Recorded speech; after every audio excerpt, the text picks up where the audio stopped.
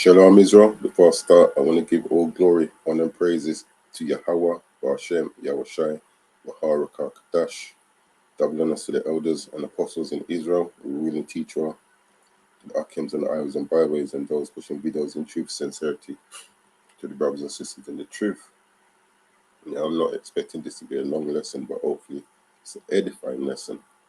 Something which we need to be working on when we're in this truth is our character. We need to be working on the inner man and not the outer man. We actually brought this on us talking to a sister, and that's not a sister in the truth, an Eve. And you can see that she seemed more interested in how she came across to others and not really working on the inner self. This is what we're meant to be doing in this truth, man. We're meant to be working on the inner you, the inner me. And that's part of also the crafty counsel of this kingdom. Want you to be more interested in how you appear to others. It's more about how you appear to others and not how you appear to the Most High. Now, an analogy. Actually, I'm going to show you these two pictures here. Now, one's of a Jake, one's of an Eve. Now, this is a picture of a Jake. Now, we can say to the eye, I'm not saying I'm in oil painting, but we can say to the eye, this brother here may not look too appealing to certain people to the eye. And then it's just the photos I could find, nothing against the brother or the sister whose images I'm using. Now, this sister here, we can look at her and probably say, oh, to the eye, she looks beautiful. But are we meant to be judging according to how someone looks outwardly, or are we meant to be judging according to how someone is on the inside? That's where beauty really stems from, the inside. We're meant to be working from the inside out, whereas this kingdom, it teaches us to work from the outside in. Now, this precept there I want to bring, this is 1 Samuel, because when we're working from the inside out, who are we trying to please? We're actually trying to look beautiful and pleasing to the Most High. When we're working from the outside and you don't really reach the inside, really, if you're working from the outside, how your outside appearance is, you're not really too worried on your inside, and in that respect, you tend to be trying to please man, look good in the eyes of man, stroke woman. So this is 1 Samuel 16 and 7. It says, but the Lord said unto Samuel, look not on his countenance or on the height of his stature, because I have refused him. You see that? We may look at a man or a sister and say, yeah, use a man, might look strong, strapping, whatever it may be, and say, yeah, that would be a good person for the job at hand. But then they might look the part, but when it comes up to fulfilling the part, they might not be the part. So it says, but the Lord said unto Samuel, look not on his countenance or on the height of his stature, because I have refused him. For the Lord seeth not as man seeth, for man looketh on the outward appearance, but the Lord looketh upon the heart. And this is what we're meant to be looking for, that inner beauty in our fellow brothers and sisters. So goes back to these two images. Someone might look at the brother and say, hey, it's not a beautiful brother. And visually, you may say that, and this is no disrespect to the brother, because like I said, I'm not oil painting. But you could get to know the brother and you find out, rah, this is the most beautiful brother I've ever met. And then you come here, you look at the sister and say, rah, she look beautiful, nice, Chris, whatever term you want to use. You get to know her, and it's like, oh gosh, she's a devil incarnate. You know what I'm saying? So we need to be working on our inner appearance more than our outer appearance. And that don't mean you let yourself go. You don't care about how your outer appearance may look, but that's not meant to be your first and foremost concern. And a precept come to mind. This is First Timothy chapter 2. You know, and in this kingdom, it's normally our sisters that falls into this trap, but you also see that certain brothers are falling into this trap as well these days. You know, they're more concerned about their outer appearance, and their inner appearance is wicked as hell. It says First Timothy 2:9, in like manner also that women adorn themselves in modest apparel, with shamefacedness and sobriety. And that can be twofold as well. It says modest apparel. You know, your apparel is also goes into your character. Let me quickly go back here before I come back to that. This is Zephaniah 1:8. It says, and it shall come to pass in the day of the Lord's sacrifice that I will punish the princes and the king's children and all such as are clothed with strange apparel. Now, strange apparel, apparel we know goes into clothing, but also that goes into your character. That's what's really gonna get us killed at the end of the day. Us being deep in the midst of sin, not working on the inner man. They were more interested on how we look externally, whilst internally, as Yahushua said, those whited sepulchres, dead men's bones, full of dead men's bones. So coming back to First Timothy chapter 2:9, it says, in like manner also that women adorn themselves in modest apparel, modest clothing, but also get your character right with shamefacedness and sobriety, not with broidered ear or gold or costly pearl or pearls or costly array, but here's the key, but which becometh women professing godliness with good works. That's why I say, yes, on a simple level, it's dealing with your clothing, but also with your character, because it says, which becometh women professing godliness. That's the clothing we're meant to be putting on. The scripture speaks about putting on the whole armor of God. What was it I had looked at here?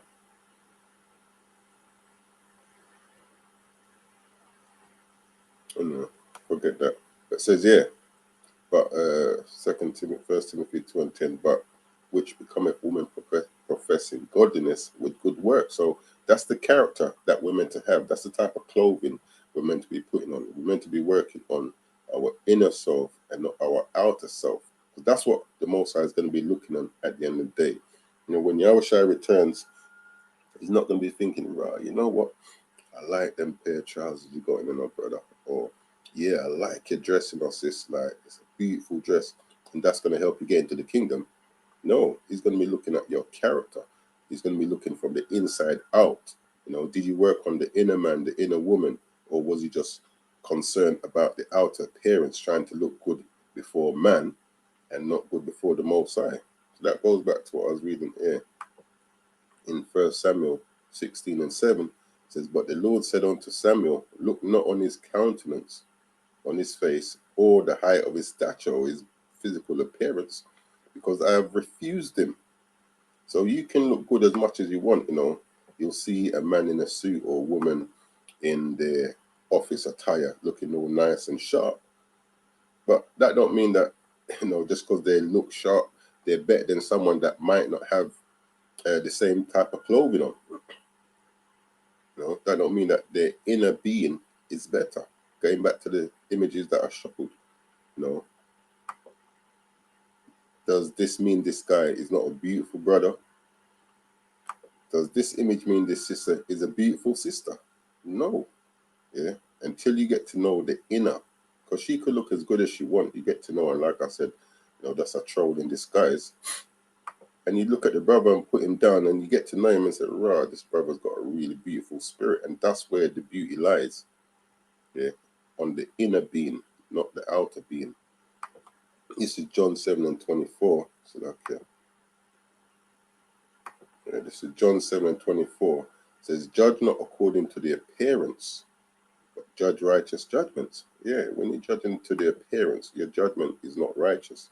If you're looking at how someone may appear on the outside, it says, judge not according to the appearance.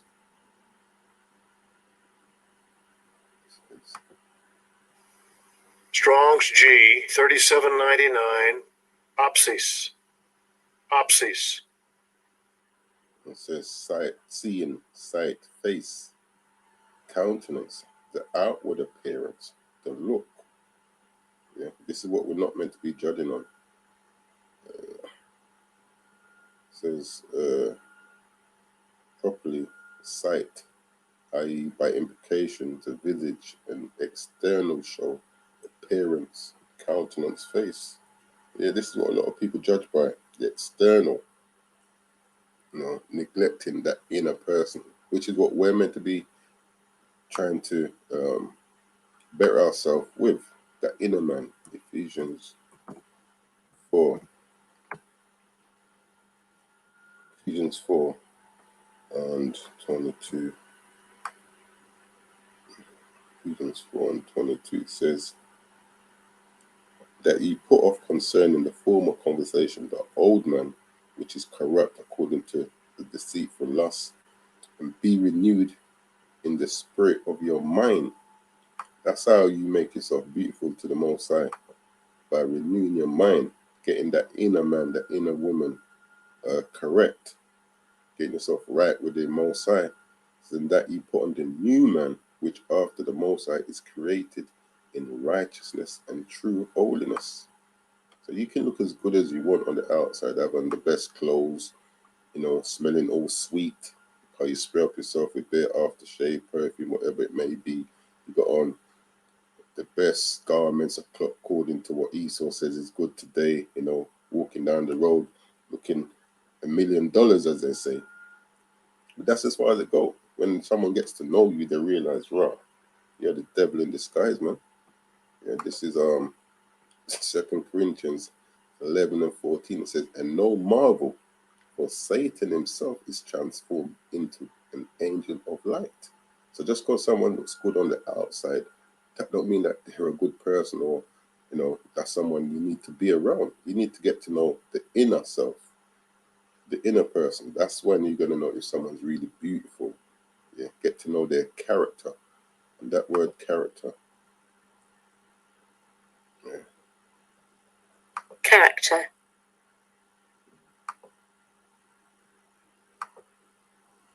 Yes, it says the mental and moral qualities distinctive to an individual. Yeah, it says similar personality, their nature, their disposition, their temperament, mentality, temper. What's that person like? Have they got a good personality, or does their personality stink? Nothing to do with, oh yeah, they dress sharp, they smell good, that means they're a good person. No. What's that person's character like? Are they beautiful inside? Before you recognize their beauty on the out.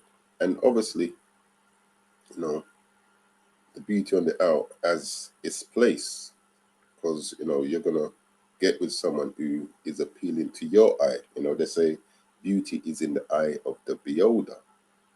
But remember a brother was telling me an account of the sister. She wasn't really beautiful like that compared to other sisters that she used to move around with. But as he got to know her more, her beauty stood out more. She became more appealing to the eye because her inner self was showing. I've even seen sisters that I myself, I said, boy, she's too pretty. And with that comes bare problem. So it's not necessarily the beauty on the outside, the external character. It's the internal character we're meant to be working on. This is Psalms.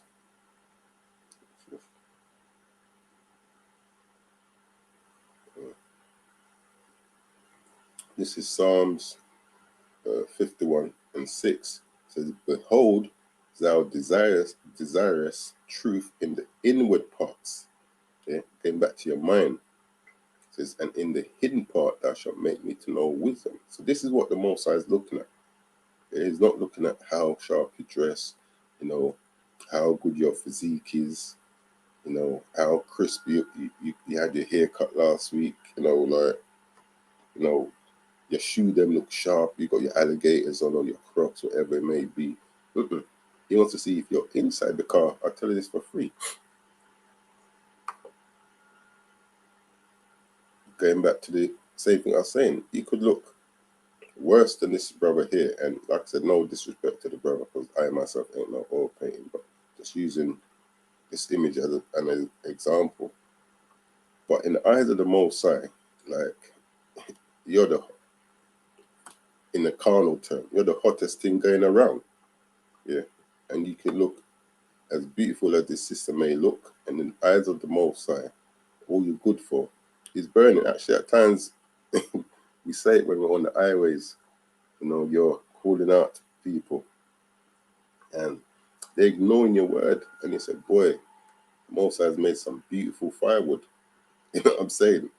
It's made some beautiful firewood, but yeah, that's what I wanted to touch, man. We're meant to be working on our, let me see if I can find it. I quoted it.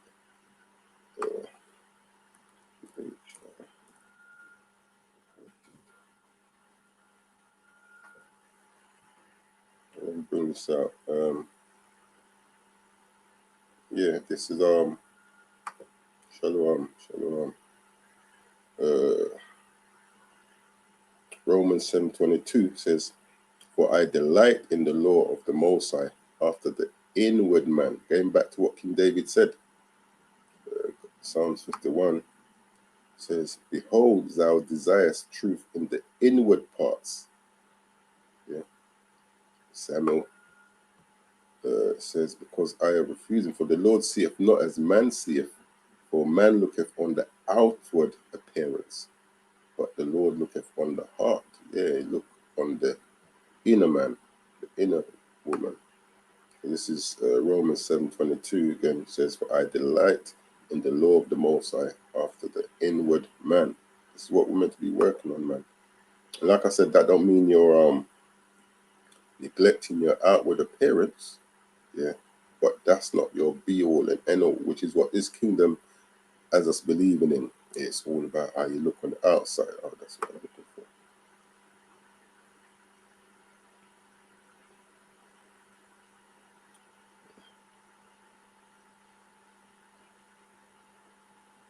This is Matthew 23. And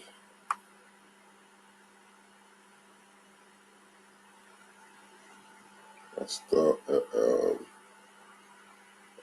up a bit. Matthew 23 and 25 says, "Woe unto you, scribes and Pharisees, hypocrites, for you make clean the outside of the cup and of the platter." So yeah, you dressed up, you doled yourself up, you're looking all nice, you got your best suit, you got on your best dress, your makeup's all done, your lashes, you got your trim, looking sharp, whatever it may be. But within they are full of extortion and excess. So our blind Pharisee, cleanse first that which is within. Get that inner spirit right, get that inner man right, that inner woman. It says, cleanse first that which is within the cup and platter, that the outside of them may be clean also. Yeah. So for your outside to be clean, you need to be clean from the inside. And that brought another precept to my head. Let's 3. First Peter 3. Yeah. First Peter 3:21 says, "The like figure whereunto even baptism does also now save us." It says, "Not the putting away of the filth of the flesh," which is what? Through water, "but the answer of a good conscience towards the Most High." Yeah, you're getting your mind right by the resurrection of Yahushua and Mashiach. So going back here, Matthew 23 and 26 says, "Thou blind Pharisee, cleanse first that which is within the cup and platter, that the outside of them may be clean also." You can't clean from the outside and expect your inside to be clean. You have to clean from the inside so that your outside can be clean. And we're making it clean in the eyes of the Most High, not to the sight of men. Woe unto you, scribes and Pharisees, hypocrites, for ye are like unto whited sepulchres, which indeed appear beautiful outward. Yeah, many of our people look beautiful outward, but are within full of dead men's bones and of all uncleanness. Even so, ye also outwardly appear righteous unto men, but within ye are full of hypocrisy and iniquity. Yeah, you're not worked on the inner man. Yeah, that's what you have to do. Work on the inner man, the inner sis. It says, woe unto you, scribes and Pharisees, hypocrites, because ye build the tombs of the prophets and gnash the sepulchres of the righteous. Yeah, but it's gone there. But yeah, you get what I'm trying to say, you know. Work on that character, man. Work on the inner you first. Yeah, that don't mean you disregard your outward appearance, but work on the inner self, man. Because many of our people, they want to work on the outer beauty, and inwardly, these whited sepulchres, man. Yeah, which indeed appear beautiful outward. Yeah. And I don't know this sister, so I'm not saying she's not beautiful inside, but just using this image as an example. She could appear beautiful outwardly, but inwardly is that whited sepulchre.